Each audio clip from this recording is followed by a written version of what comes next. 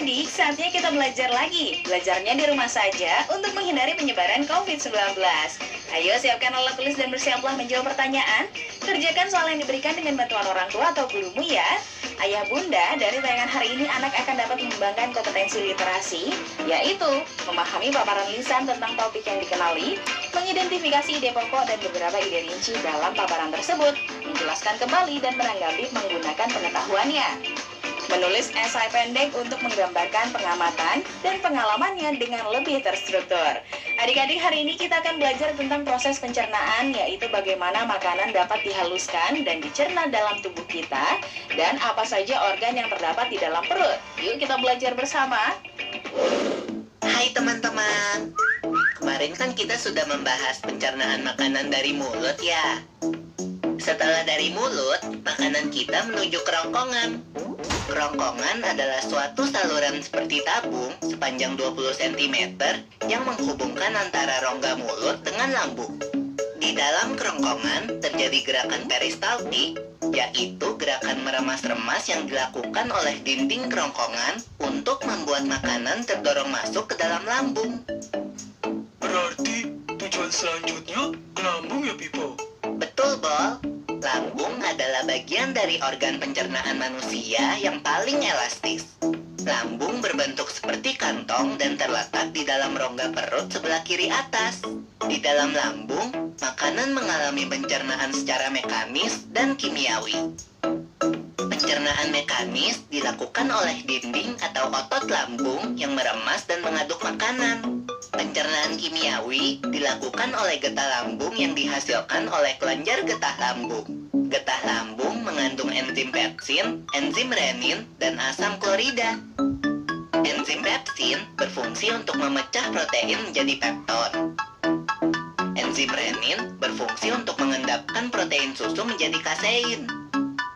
Asam klorida atau HCl berfungsi untuk mengasamkan makanan dan membunuh kuman yang masuk bersama makanan. Nah, habis ini makanan kita pergi ke toilet ya? Hihihi. Ah, kamu ini belum, Bol. Selanjutnya, makanan dicerna di usus halus dulu. Usus halus merupakan usus terpanjang dalam saluran pencernaan, karena panjangnya mencapai 6 hingga 7 meter.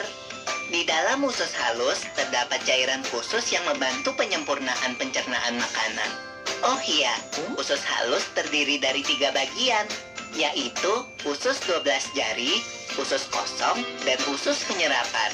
Apa aja ya fungsinya? Usus 12 jari atau disebut juga duodenum memiliki panjang kira-kira 25 cm. Usus 12 jari mencerna makanan dengan bantuan getah pankreas dan getah empedu. Getah pankreas dihasilkan oleh kelenjar pankreas. Getah pankreas mengandung enzim-enzim berikut. Enzim amilase berfungsi mengubah zat tepung atau amilum menjadi zat gula atau glukosa. Enzim tripsin berfungsi mengubah pepton menjadi asam amino. Enzim lipase berfungsi mengubah lemak menjadi asam lemak dan gliserol. Kalau getah empedu dihasilkan oleh hati dan disimpan dalam kantong empedu. Getah empedu berfungsi untuk mencerna lemak. Selanjutnya, usus kosong atau jejunum terletak di antara usus 12 jari dan usus penyerapan. Usus kosong memiliki panjang sekitar 2,5 meter dan berfungsi untuk mencerna makanan dari usus 12 jari. Terakhir adalah usus penyerapan yang merupakan tempat penyerapan sari-sari makanan. Di seluruh permukaan dindingnya terdapat ujung-ujung pembuluh darah yang menyerap sari-sari makanan. Kemudian, sari makanan diedarkan melalui aliran darah ke seluruh bagian tubuh. Jadi makanan yang kita makan kembali lagi ke dalam tubuh kita ya? Iya, Bol. Habis itu, sisa makanan yang dicerna masih berlanjut ke usus besar. Nah, usus besar berfungsi menyerap cairan, vitamin, dan mineral dari sisa-sisa makanan yang telah diserap oleh usus halus. Pada usus besar, terdapat bakteri yang berguna untuk tubuh bernama E. coli yang berfungsi untuk membantu proses pembusukan sisa makanan. Proses pembusukan sisa makanan akan menghasilkan kotoran atau feses yang kemudian dikeluarkan melalui anus. Oh gitu. Nah, gimana dengan mulus? Itu disebabkan oleh apa ya, Pipo? Organ terakhir yang bernama rektum adalah ujung muara dari usus besar yang berfungsi sebagai tempat penyimpanan feses sementara. Ketika rektum terisi penuh dengan feses, maka saraf akan mengirimkan respon kotak yang menimbulkan rasa ingin buang air besar. Anus adalah lubang di bagian bawah pantat yang berfungsi sebagai tempat keluarnya feses dari tubuh. Jadi begitu ya, cara proses pencernaan dalam tubuh kita. Iya, Bol. Seenak-enaknya makanan yang aku makan, ujung-ujungnya untuk dibuang lagi. Tapi ingat, kan ada juga sari makanan yang menyebar menjadi energi untuk tubuh kita. Betul juga ya. Oh ya, Pipo. Ngomong-ngomong soal pencernaan, kamu pernah sakit perut gak? Tentu saja, Bol. Kenapa ya perut kita bisa sakit? Nanti akan kita bahas bersama di video selanjutnya ya, Bol.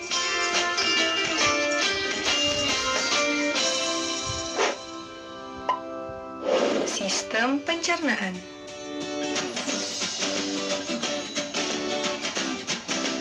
Pencernaan dimulai di dalam mulut. Gigi memotong makanan. Kelenjar ludah menghasilkan enzim yang berfungsi untuk menghaluskan makanan agar mudah ditelan. Lidah mendorong makanan ke kerongkongan. Di kerongkongan, makanan didorong dan diremas agar masuk ke dalam lambung. Proses ini terjadi selama 5-6 detik. Lambung memiliki 3 fungsi: menyimpan makanan selama 2-4 jam, melumatkan dan mencampur makanan dengan aneka enzim dan cairan asam lambung, memasukkan makanan ke usus kecil hingga lambung kosong kembali. Di usus kecil atau usus halus, zat-zat gizi seperti protein, lemak, karbohidrat, vitamin, dan mineral diserap oleh tubuh. Pankreas menghasilkan enzim, dan hati menghasilkan empedu. Enzim dan empedu itu membantu pencernaan dan penyerapan makanan di usus kecil. Bentuk usus kecil seperti pipa yang berdiameter 3-5 cm. Panjang usus kecil antara 6-8 meter, lebih panjang daripada tubuh kita. Sisa-sisa pencernaan yang tidak dapat digunakan tubuh masuk ke usus besar. Di usus besar, air dan mineral diserap sampai habis. Sisa-sisa itu lalu masuk dan berakhir di anus. Nah, kini waktunya menjawab pertanyaan. Siap-siap mencatat ya. Pertanyaannya adalah, buatlah dalam bentuk diagram proses pencernaan manusia dan jelaskan dengan kata-kata sendiri bagaimana alur perjalanan makanan dari rongga mulut hingga keluar melalui anus. Dicatat ya. Buatlah dalam bentuk diagram proses pencernaan manusia dan jelaskan dengan kata-kata sendiri bagaimana alur perjalanan makanan dari rongga mulut hingga keluar melalui anus. Jawablah pertanyaan tadi sebagai tugas dan kerjakan dengan bimbingan orang tua atau gurumu ya.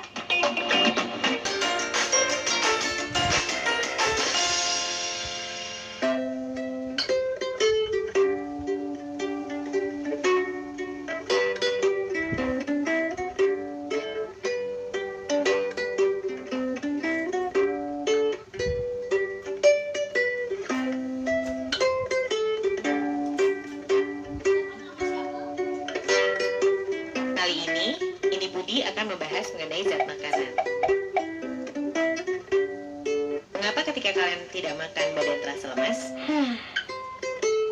Makanan diperlukan oleh tubuh sebagai sumber tenaga, pertumbuhan, pengganti sel-sel yang rusak, dan pengatur proses di dalam tubuh. Makanan di dalam tubuh kita akan dilumatkan, kemudian dihaluskan, sehingga dapat menjadi sari makanan dan dapat diedarkan ke seluruh tubuh oleh darah. Sedangkan sisa makanan yang tidak dapat tercerna akan dibuang oleh tubuh. Untuk mendapatkan kondisi tubuh yang prima, dibutuhkan makanan sehat yang bergizi dan seimbang.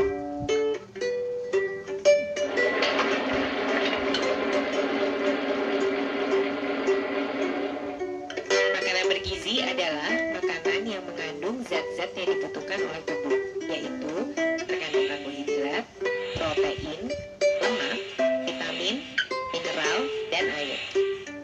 Zat gizi pun dibedakan menjadi dua, yaitu zat gizi makro dan zat gizi mikro. Zat gizi makro adalah zat gizi yang dibutuhkan dalam jumlah besar. Contohnya, karbohidrat, lemak, dan protein. Sedangkan zat gizi mikro dibutuhkan dalam jumlah sedikit. Contohnya, mineral dan vitamin. Karbohidrat. Karbohidrat merupakan sumber energi bagi kita sehingga membuat kita semangat dan bertenaga. Karbohidrat membuat kita bisa melakukan aktivitas sehari-hari seperti berjalan, main bola, berenang, dan lain-lain. Makanan yang termasuk ke dalam karbohidrat adalah gandum, beras, jagung, dan kentang. Protein. Protein berguna sebagai zat pembangun tubuh. Ketika kita masih dalam masa pertumbuhan, yaitu bayi hingga remaja, dan protein ini memegang peranan penting. Namun, ketika kita dewasa, peranan protein lebih besar untuk mengganti sel-sel yang rusak, karena proses pertumbuhannya telah terhenti. Fungsi protein bagi tubuh adalah untuk pertumbuhan, pembentukan jaringan tubuh, mengganti sel-sel tubuh yang rusak, membantu dalam pembentukan enzim, dan juga sebagai penghasil energi. Makanan yang termasuk ke dalam protein adalah daging ayam, daging ikan, kacang-kacangan seperti kacang kedelai, dan juga telur. Lemak. Lemak memiliki fungsi di dalam tubuh sebagai penghasil energi selain karbohidrat dan protein. Apabila seseorang berada dalam kondisi kekurangan tenaga, maka lemak merupakan cadangan makanan yang digunakan sebagai sumber energi. Makanan yang termasuk ke dalam jenis lemak adalah kacang tanah, santan, mentega, dan juga lemak yang berasal dari hewan. Vitamin. Vitamin tidak dapat dihasilkan oleh tubuh dengan jumlah yang cukup. Oleh karena itu, harus diperoleh dari bahan pangan yang dikonsumsi. Kecuali vitamin D, yang dapat dibentuk dalam kulit apabila kulit terkena sinar matahari. Vitamin berguna sebagai pengatur fungsi-fungsi tubuh agar metabolisme berjalan dengan normal sehingga dapat mencegah timbulnya penyakit. Vitamin tersebar hampir di seluruh makanan yang kita makan. Jenis-jenis vitamin adalah vitamin A, D, E, D, E, dan K. Mineral. Mineral sama seperti vitamin, hanya dibutuhkan sedikit oleh tubuh, namun peranannya sangat penting. Beberapa jenis mineral yang kita ketahui adalah fosfor, fluor, kalsium, zat besi, dan yodium. Air berguna untuk pelarut zat-zat makanan, melancarkan pencernaan, dan pengatur suhu tubuh. Tubuh manusia 70%-nya mengandung air. Setiap hari, manusia membutuhkan kira-kira 2-3 liter air. Selain dari air putih yang biasa diminum, air dapat diperoleh dari makanan yang kita makan, seperti buah-buahan dan sayur-sayuran.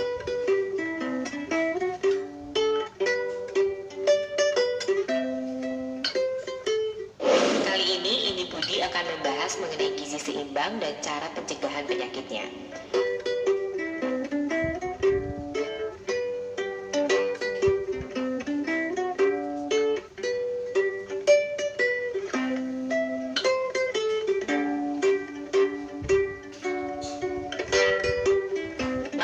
Saja tidak cukup, harus pula seimbang, yaitu yang mengandung karbohidrat, protein, lemak, vitamin, dan mineral dalam jumlah tertentu. Masih ingat kan dengan zat gizi makro dan mikro? Menu makanan bergizi seimbang terdapat dalam 4 macam makanan berikut. Ada makanan pokok, yaitu nasi, jagung, singkong, roti, lauk pauk, daging, telur, ikan, tahu, dan tempe, sayuran, yaitu bayam, kol, dan wortel, dan buah-buahan seperti manggis, pepaya, mangga, dan pisang. Selain memenuhi persyaratan gizi seimbang, kita pun perlu memperhatikan kebersihan dan kelayakannya. Cuci makanan sebelum dimakan, periksa kualitas kesegaran makanan, periksa batas kadaluarsa, dan olah makanan dengan benar.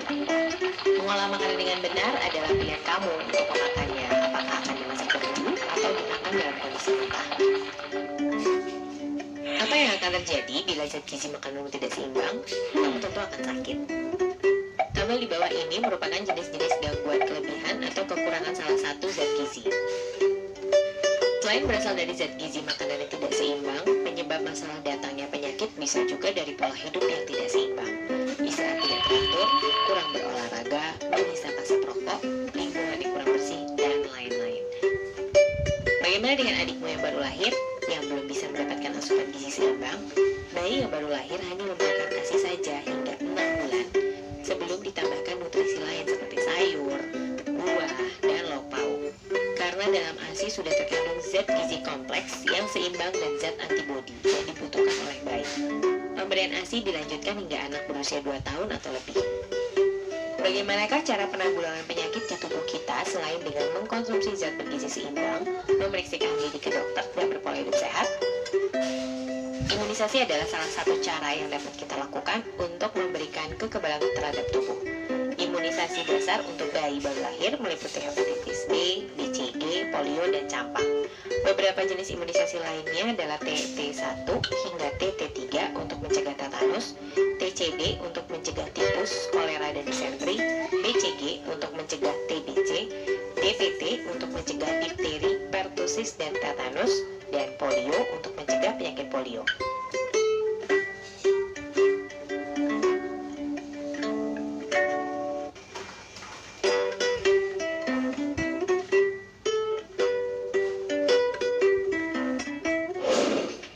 Nah, kini waktunya menjawab pertanyaan. Siap-siap mencatat ya.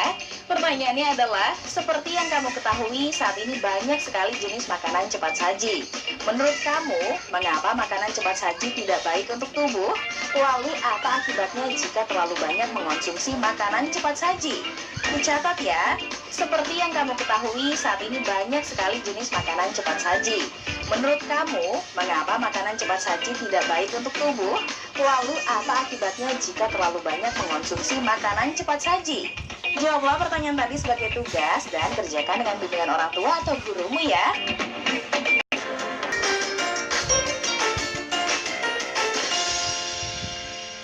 Macam-macam gangguan pada organ pencernaan.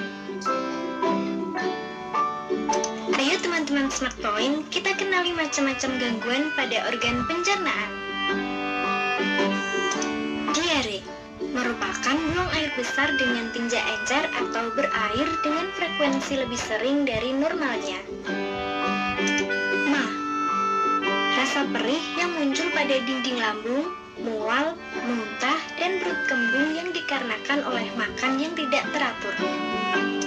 Ambeien merupakan gangguan pembengkakan di pembuluh vena di sekitar anus. Hepatitis merupakan penyakit yang terjadi akibat infeksi virus pada hati. Keracunan terjadi karena pengaruh beberapa bakteri yang ada di makanan. Macam-macam gangguan pada organ pencernaan. Diare, ma, ambeien, hepatitis, keracunan. Sudah tahu kan macam-macam gangguan pada organ pencernaan? Selalu berhati-hati ya.